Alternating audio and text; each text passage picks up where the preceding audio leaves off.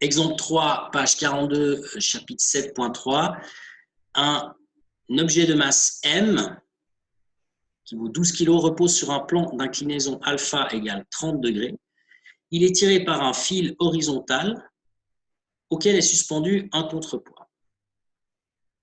Connaissant le coefficient de frottement mu0 de l'objet sur le plan, calculez la plus grande valeur de la masse M' du contrepoids, ici, qui soit compatible avec l'équilibre. Donc ici, l'idée, c'est que quand le contrepoids devient trop grand, enfin le contrepoids déjà, il tire vers le bas, donc il tire l'objet de masse M vers la droite, et donc si ce contrepoids devient trop élevé, ça tire trop l'objet vers la droite, et donc il va se mettre à bouger. Et nous, on veut justement qu'il soit à l'équilibre. Alors, pour déterminer cette masse M' maximale, en fait, eh bien, ce qu'il faut faire, c'est déjà représenter les forces qui agissent sur ce bloc qui doit être à l'équilibre. Alors, ces forces, il y en a plusieurs. Il y a bien entendu le poids de l'objet, M fois G. Donc, le poids. Ensuite, qu'est-ce qu'on a? On a la force de soutien que le plan incliné exerce sur l'objet. Donc, cette force de soutien, nous, on a l'habitude de l'appeler S. Et ici, elle est appelée Fn comme force normale, en fait. Ensuite, il y a la force de frottement qui agit sur le bloc. Alors, le truc ici, c'est que cette force de frottement, c'est une force de frottement avec, force de frottement statique avec le plan incliné, avec le bloc. Enfin, entre le bloc et le plan incliné. Donc, c'est obligatoirement une force qui est tangente, en fait, au plan incliné, à la surface, en fait, entre le bloc et le plan incliné. Donc, c'est pour ça qu'elle s'appelle FT, force tangente, force tangentielle. Mais pour nous, c'est la force de frottement. Dans les calculs, je vais garder la dénomination qu'il y a ici, tout à l'heure. Alors, il reste encore la force qui a tendance à rompre cet équilibre. Et cette force, c'est une force de tension, ici, qui a lieu dans le fil, dans le câble, qui lui-même passe par la poulie ici. Alors, à côté de ça, vous avez donc le contrepoids, et puis lui, je vais dessiner les forces en vert. Donc, ce contrepoids, il subit une force qu'on n'a pas dessinée, qui est la force M' fois G. Donc, je vais l'écrire ici, ça c'est M'G. Et puis, comme il est retenu par le fil, comme ça, il y a une force ici qui va vers le haut, que j'ai mal dessiné, mais que je vais corriger tout de suite. Voilà. Ici, paf. Et cette force, voilà, elle va vers le haut. C'est donc une force de tension que j'appelle T'. Alors, tout d'abord, ici, petite remarque préalable, T et T', c'est pas égal. Parce que T est horizontal et T' est vertical. Mais on peut considérer que T égale T' parce que très probablement que la masse du fil et de la poulie sont négligeables en fait ici. Donc ça c'est un des trucs qu'on va utiliser ici, c'est T égale T'. Et puis maintenant, si on regarde ce qui se passe du point de vue de l'objet, du contrepoids ici, eh bien l'objet il est à l'équilibre. M' statique, disons, il est statique. Donc, statique, voilà. Donc, comme il est statique, ça veut dire que la force qui tire vers le haut, T' plus le poids M'G égale 0. Et donc, si on projette tout ça sur un axe vertical, on aura que T' égale M' fois G. J'ai mal dessiné mon prime, mais je pense que vous avez compris. Donc, si T' est égal à M' fois G et que ici T égale T', quand on relie ces deux équations ici, on obtient quelque chose qui va nous être utile, qui est que T donc, égale T' et lui-même est égal à M' fois G. Donc, que T égale M' fois G. La force de tension ici dans le fil, là, celle-ci, c'est égal au poids du contrepoids. Et ça, c'est utilisé un petit peu plus bas. Donc ici, je le dis déjà maintenant, c'est utilisé là. Vous pouvez d'ores et déjà le voir, ça va apparaître, j'en reparlerai tout à l'heure, T, et puis là, ça devient M' fois G. Donc déjà ça. Alors, maintenant, je reviens donc à mon objet dont j'ai dessiné les forces en rouge, en fait, ici. Et donc, cet objet est en équilibre. Donc, on écrit la deuxième loi de Newton. S'il est à l'équilibre, ça veut dire que l'accélération est égale à 0. Et donc, la somme des forces, c'est-à-dire mg plus la force de soutien, plus la force de frottement, qu'on appelle Ft ici, plus la force de tension T, égale 0. On a la somme de ces trois forces est égale à 0. Et puis là, on va pouvoir dessiner, enfin pas dessiner, écrire, on va dire, hein, deux équations. Une sur un axe parallèle à la pente, qu'on appelle x, et une sur un axe y perpendiculaire à cette pente. Alors, là-dedans, bon, deux, trois petites choses. Hein. Tout d'abord, bon là, je vais effacer ça, ça, ça. Je vais effacer ça aussi. Et puis, encore ça et ça. Voilà. Alors, commençons par mg, par le poids. Alors, le poids, donc, maintenant, si j'écris les choses, donc ici, sur l'axe x, hein, sur l'axe OX, hein, disons ici, OX, eh bien, l'équation, elle devient comme ça. Vous avez donc, pour ce qui est du poids, on cherche cette composante ici, cette partie-là. L'angle alpha qui est là, on le retrouve ici. Donc, cette partie-là, c'est mg fois sinus alpha. Mg, c'est l'hypoténuse, sinus alpha parce que c'est le côté opposé. Ensuite, en ce qui concerne la force de soutien, eh bien, sa composante, c'est 0 ici, puisqu'elle est perpendiculaire à l'axe x. En ce qui concerne la force de frottement, Ft, eh bien, elle est dans le sens inverse de l'axe x. Comme elle est dans le sens inverse, moins Ft. Et puis, alors ici, on va retrouver là, étant donné que ce fil, c'est écrit dans la donnée, il est horizontal, eh bien, c'est donc ce fil, la direction de T, elle est parallèle à ce trait jaune que je dessine, qui est l'horizontale. Donc, du coup, on retrouve l'angle alpha ici. Alors, si on retrouve l'angle alpha ici, on peut assez facilement calculer la composante selon x. Alors, sa composante selon x, c'est finalement ce qui nous intéresse ici, c'est cette longueur-là. Donc, T, c'est l'hypoténuse du triangle que vous distinguez ici. Et puis, donc, ce côté qu'on cherche ici, c'est le côté adjacent cette fois. Donc, qui dit adjacent dit cosinus, d'où la présence de T cos alpha ici. Et donc, tout ça, hein, somme des forces égale 0. Donc, 0 parce que c'est statique. Donc, du coup, ici, on a la première équation sur OX. Là. Faisons le même boulot, mais maintenant selon l'axe Y. Alors, selon l'axe Y,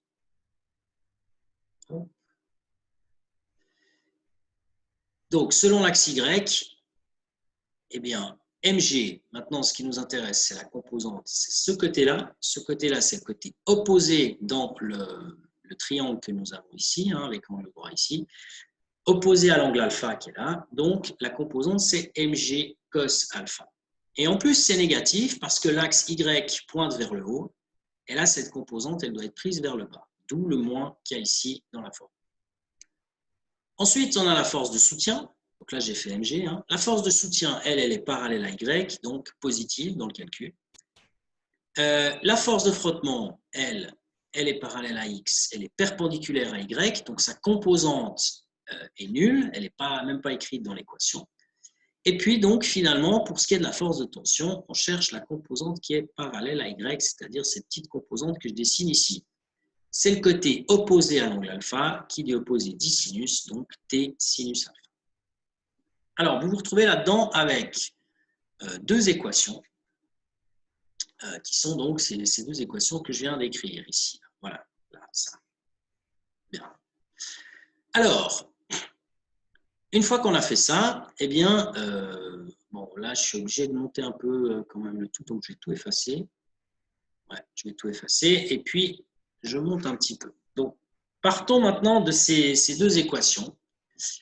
Et étant donné qu'on a une règle, la loi du frottement statique, qui s'écrit comme étant égale à force de frottement plus petit ou égal au coefficient de frottement fois la force de soutien, et que là-dedans, on a la force de frottement qui apparaît et on a aussi la force de soutien. Alors, ce qui est fait ici, là, consiste à isoler la force de frottement d'une part et la force de frottement de l'autre. C'est ce qui est fait là. Donc, si vous isolez la force de frottement, là, vous devez la passer à droite et vous trouvez que la force de frottement est égale à mg sinus alpha plus t cos alpha. C'est ce qu'il y a ici. Et puis, dans l'équation sur y, eh bien, là encore, hein, vous passez les termes moins mg et puis plus t sinus alpha, vous les passez de l'autre côté. Donc, il va rester une deuxième équation qui est donc Fn égale mg cos alpha moins t sinus alpha. Donc, ce Fn qui a là, on va le remplacer là-dedans, et puis le Ft, on va le remplacer là-dedans. Mais auparavant, eh bien, on va remplacer en fait ce qu'on connaît, c'est-à-dire le T. Hein. Je vous rappelle tout ce qu'on a dit tout à l'heure. Qu'est-ce qu'on a dit tout à l'heure? On a dit que la force ici de tension, elle est là, donc je vais la faire en rouge, là, ici. Cette force de, j'ai dit rouge, cette force de tension-là, T, elle se propage dans le fil et en fait, elle est égale à la force de tension T' qu'il y a ici, qui est elle-même égale au poids M' fois G. Donc, on avait dit que T égale T' égale M' fois G. Donc, c'est maintenant, en fait, qu'on remplace T, T égale M' fois G dans nos équations. Donc, on a ces deux équations là en dessous. Donc, une ici, celle-là. Et puis l'autre que je vais faire en rouge ici. Voilà. Et donc, sachant ce qu'on vient de dire, c'est-à-dire T égale T' égale M' fois G, eh bien, on va remplacer le T et le T ici par M' fois G. Et ça, c'est ce qui est fait ici. Hein. Vous voyez le M' fois G là et le M' fois G là. Et puis donc là, on retrouve Ft et puis ici Fm. Alors, tout ça maintenant, on va l'injecter dans la loi du frottement statique, qui est donc l'inégalité que vous avez ici. Donc là maintenant, on remplace le Ft, on le met là-dedans, et puis le Fn, on le met là-dedans. Comme ça. Voilà. Et donc, on obtient l'équation que vous avez ici, avec envers mg sinus alpha plus m'g cos alpha, plus petit ou égal à mu0 fois Fn. Et donc, Fn, on remplace ce qu'il y a là, hein, cette fois, c'est-à-dire mg cos alpha moins m'g sinus alpha avec, en plus, le mu0 hein, qui apparaît là et qui est ici.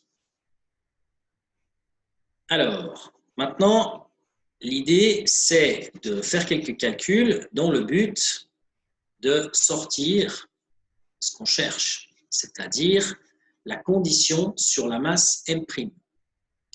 Alors, la masse M', vous voyez, elle apparaît deux fois. Hein. Elle apparaît une fois ici, et puis une fois ici. Donc, l'idée, c'est de regrouper tout ça.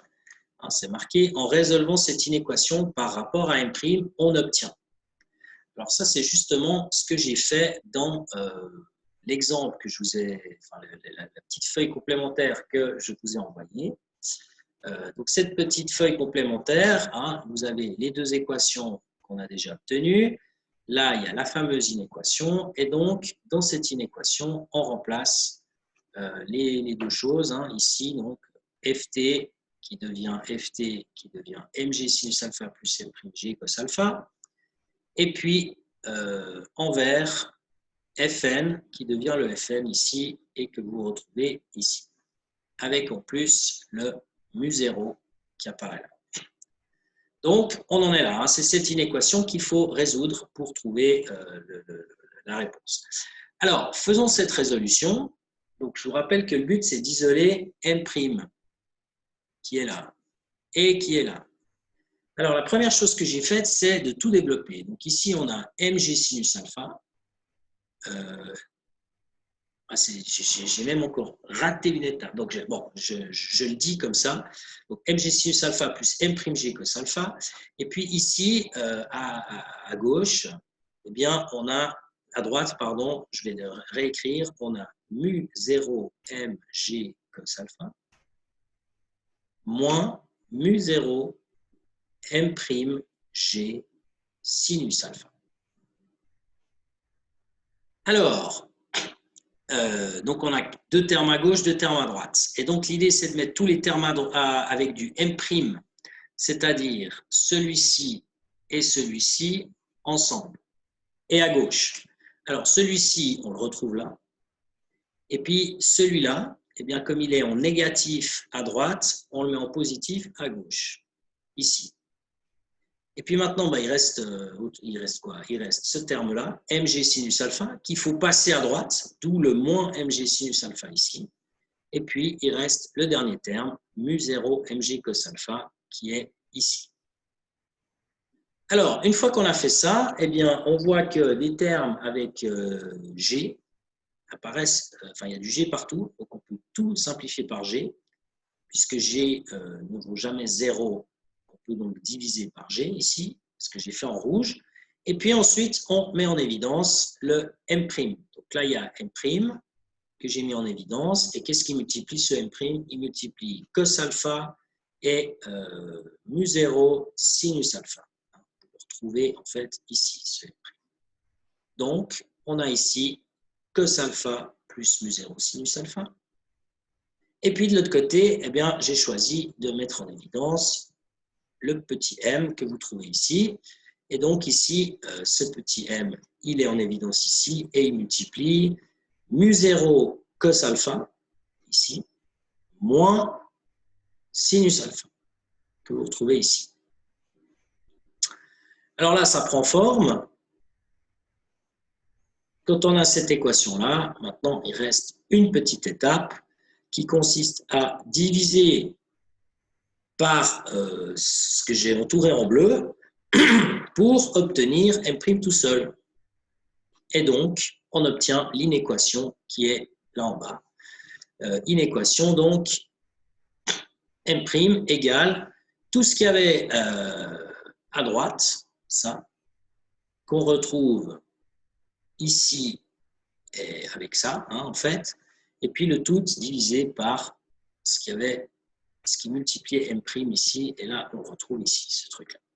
Alors, j'ai choisi de l'écrire de cette manière-là. C'est vrai que le M, j'aurais pu le mettre en haut, mais c'est pour vous montrer que M' est plus petit ou égal à la masse de M, donc la masse de l'objet qui est sur le plan incliné, multiplié par un facteur qui est sans unité, en fait, hein, qui est donc, vous voyez, c'est des multiplications de coefficients de frottement qui n'ont pas d'unité et de cosinus qui n'ont pas d'unité non plus.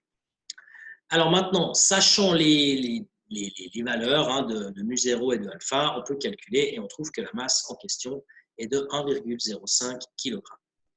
Donc, je vais juste revenir au polycopier pour, ben voilà, pour conclure. Hein, donc, je vous rappelle les valeurs. Les valeurs, c'était 12 kg pour M, mais ça, on s'en fiche. Non, on s'en fiche pas, excusez-moi, M est important. Et puis, 0,7 pour mu0 et l'angle qui vaut 30 degrés. Donc, on a tout ce qu'il faut pour faire les calculs. Je vous laisse vérifier la réponse. Et on a donc ça. Alors, quand on a cette réponse, ça veut dire quoi? Ça veut dire que si la masse du contrepoids, c'est-à-dire M', est plus grande que les 1,05, eh bien du coup, on ne sera plus dans une situation statique parce que cette condition hein, qui est donnée par l'inégalité ici, c'est une condition qui satisfait la statique. Donc, si on ne respecte pas cette condition, et que M' n'est plus petit ou égal, mais il est plus grand que 1,05, on n'est plus dans une situation statique et donc on ne sera plus à l'équilibre. Voilà, alors j'ai vu plein d'activités. Là, je vais répondre aux diverses questions. Ah, il n'y a plus de main levée. Ah si, il y a Mathéo. Alors, Mathéo, je vous écoute. Vu que la situation elle est statique, si on néglige pas la masse du fil, alors ce sera quand même, enfin les deux forces de tension elles seront quand même égales, non? Vu qu'il n'y a pas d'accélération.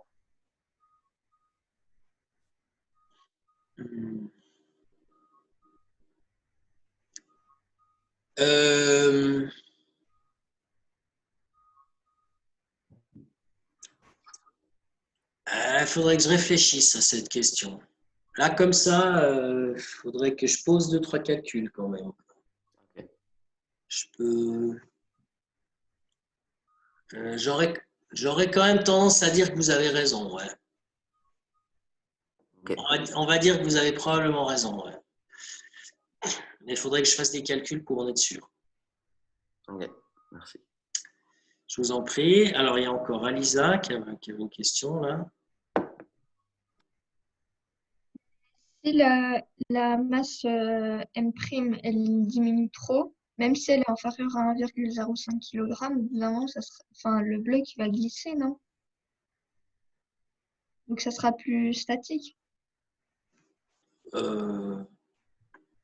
Pourquoi vous dites ça? Si M' est très petit, la force de tension elle est trop petite.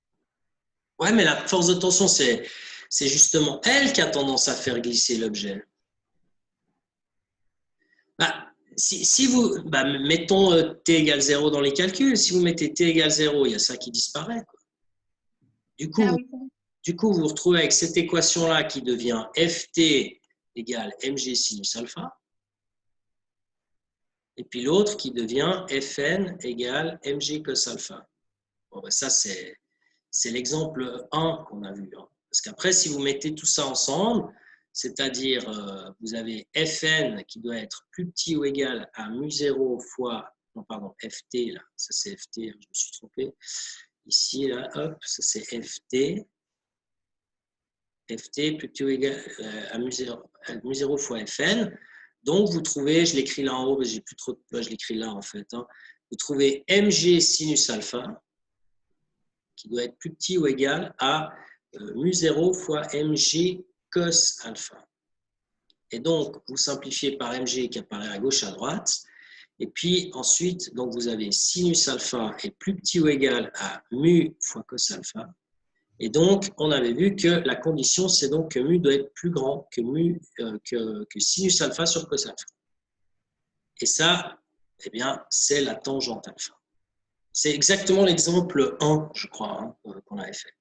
Donc, si cette masse M' devient trop petite, ça ne tire plus vers le bas, donc ça ne tire plus de ce côté-là. Donc, du coup, la force de frottement, elle va forcément être suffisante, puisqu'elle est suffisante pour retenir le tout quand il y a une force de tension. Donc, quand il n'y en a pas, elle va suffire, elle va juste être plus petite, en fait. Vu qu'il y aura moins besoin de force de frottement, on aura une force de frottement plus petite, qui devra compenser uniquement, si je peux vous la dessiner correctement, en fait. Hein. Si vous voulez, donc vous avez, je vais faire en rouge le poids, voilà, paf. Et puis maintenant, je prends ce poids et je le mets au bout de Fn. Bon, là, c'est mal dessiné, c'est un schéma, en fait. Hein. Non, je peux pas faire les choses comme il faut parce que c'est un schéma, c'est pas...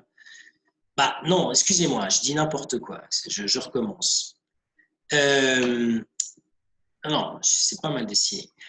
S'il n'y a plus cette force de tension, si vous voulez, cette force de tension, elle soulage la force de soutien ici. C'est-à-dire qu'on a une force de soutien qui est comme ça, parce qu'il y a une force de tension. Mais s'il n'y a plus de force de tension, la force de soutien, elle doit être un peu plus grande. Parce que justement, il y a cette petite composante ici. Là. Ah, je l'ai raté. Je vais le faire en autre couleur pour que vous voyez mieux. Vous avez cette petite composante là, selon Y, qui va devoir s'ajouter à la force de frottement, à la force de soutien, pardon. Donc en fait, s'il n'y a plus de tension, la force de soutien elle est un petit peu plus grande pour compenser tout ça. Et donc du coup, si maintenant vous prenez le poids, que je vais dessiner donc cette fois en vert, j'espère que c'est pas trop mal ce que j'ai fait, mais je pense que c'est correct. Vous prenez ce poids-là et vous construisez Fn plus Mg. Qu'est-ce que vous obtenez? Vous obtenez ça. Et donc, la résultante de Fn plus Mg plus la force de frottement doit être 0 puisque c'est statique, quand il n'y a plus de tension. Donc, du coup, il vous manque là-dedans une dernière force, que je vais faire en jaune, qui est cette force-là. Et cette force-là, c'est justement la force de frottement. Et comme vous pouvez le voir sur le dessin, eh bien, du coup, la force de frottement, elle peut se permettre d'être plus petite. S'il n'y a pas, bon là, je l'ai mal placé, mais voilà, ici, là, voilà. Elle peut se permettre, cette force de frottement, d'être plus petite s'il n'y a pas la force de tension, parce que justement, comme il n'y a pas la force de tension, eh bien, il y a moins de tendance à ce que l'objet glisse.